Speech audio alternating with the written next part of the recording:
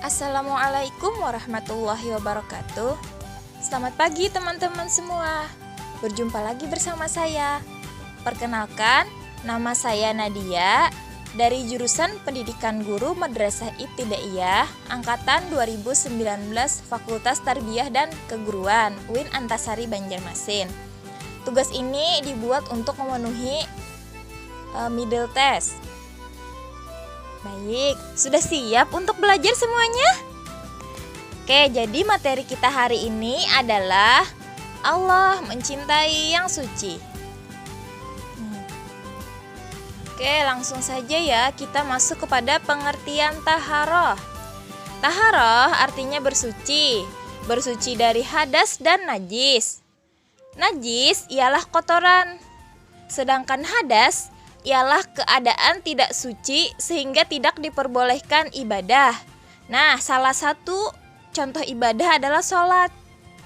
Istinja yaitu membersihkan kotoran setelah buang air. Istinja itu bisa menggunakan air, tisu, kertas, batu, daun, dan juga kayu. Nah, itu tadi pengertian dari taharoh atau bersuci. Kita masuk kepada yang pembelajaran kedua, yaitu macam-macam najis. Najis yang pertama adalah najis ringan. Najis ringan adalah najis yang cara membersihkannya cukup ringan. Contohnya itu seperti air kencing bayi laki-laki yang belum memakan apa-apa selain dari air susu ibunya. Nah, cara membersihkannya pun juga mudah, yaitu cukup kita memercikan air ke tempat yang terkena najis tersebut. Nah, seperti gambar di atas. Selanjutnya yaitu najis sedang. Najis sedang adalah najis yang masih terlihat wujud, baunya, rasanya, dan juga warnanya. Nah, contohnya itu seperti gambar di samping, yaitu ada muntah, darah, nanah, kotoran hewan, dan juga muntah. Bila terkena najis tersebut, maka dibersihkannya dengan air yang suci sampai hilang baunya, rasanya, dan juga warnanya.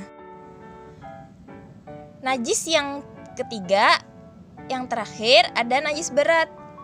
Najis ini disebut berat karena membutuhkan perlakuan khusus ketika kita membersihkannya itu. Contohnya itu seperti gambar tersebut, terkena air liur anjing ataupun babi. Nah, bila terkena najis tersebut, maka membersihkannya dengan air sebanyak 7 kali. Salah satu dari air tersebut dicampur dengan tanah. Oke, selanjutnya yaitu tata cara bersuci. Hal-hal yang dilarang Rasulullah ketika buang air itu ada berapa teman-teman semua? Yang pertama, sambil berdiri. Yang kedua, di sembarang tempat, bisa di lubang ataupun bawah pohon. Yang ketiga, menghadap atau membelakangi kiblat. Dan yang keempat, sambil bergurau. Nah, baik, selanjutnya itu ada tata cara buang air di kamar mandi. Yang pertama itu membaca doa masuk kamar mandi. Jadi setiap kita masuk kamar mandi itu hendaknya kita berdoa terlebih dahulu. Yang kedua, ketika kita masuk kamar mandi mendahulukan kaki kiri. Yang ketiga, buang airnya itu harus jongkok. Yang keempat, istinja atau membersihkannya itu dengan alat yang diperbolehkan sampai kotoran tersebut bersih. Nah, yang selanjutnya itu menyiram kotoran dengan air sampai kotoran itu bersih dan hilang.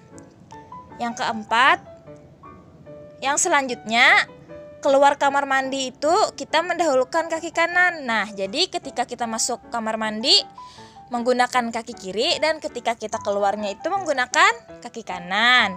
Yang selanjutnya, yang terakhir yaitu berdoa setelah keluar kamar mandi. Baik, nah di sini ada doa masuk kamar mandi dan juga doa keluar kamar mandi. Kita baca sama-sama ya. Saya baca terlebih dahulu, oke? Kita mulai dengan doa masuk kamar mandi. Bismillahirrahmanirrahim. Allahumma inni a'udzubika minal khubuthi wal khaba'ith. Satu kali lagi ya. Allahumma inni a'udzubika minal khubuthi wal khaba'ith. Baik, sekarang kita baca doa keluar kamar mandi. Oke ya, sama-sama ya. Bismillahirrahmanirrahim. Alhamdulillahilladzi adzhaba 'anil 'adza wa 'afani. Satu kali lagi ya. Alhamdulillahilladzi adzhaba 'anil 'adza wa 'afani. Selanjutnya yaitu tentang perbuatan yang dilarang di kamar mandi. Yang pertama, membaca ayat Al-Quran. Yang kedua, berzikir atau berdoa. Yang ketiga, makan dan minum. Yang keempat, berbicara, bernyanyi, dan bercanda. Dan yang ketujuh, masuk kamar mandi bersama teman. Nah, ini materi terakhir kita yaitu tentang manfaat bersuci. Ternyata manfaat bersuci itu ada loh. Jadi yang pertama itu terbiasa hidup sehat. Yang kedua, terhindar dari penyakit. Yang ketiga, orang beriman itu selalu dan pasti bersuci. Yang keempat, memiliki akhlak yang mulia. Yang kelima, atau yang terakhir, hidup menjadi berkualitas. Nah, coba kalian perhatikan gambar rumah tersebut. Ketika rumah kalian seperti itu, kira-kira apa sih yang kalian rasakan ketika kalian berada pada gambar di atas? Nah, itu tadi materi kita hari ini tentang Allah mencintai yang suci.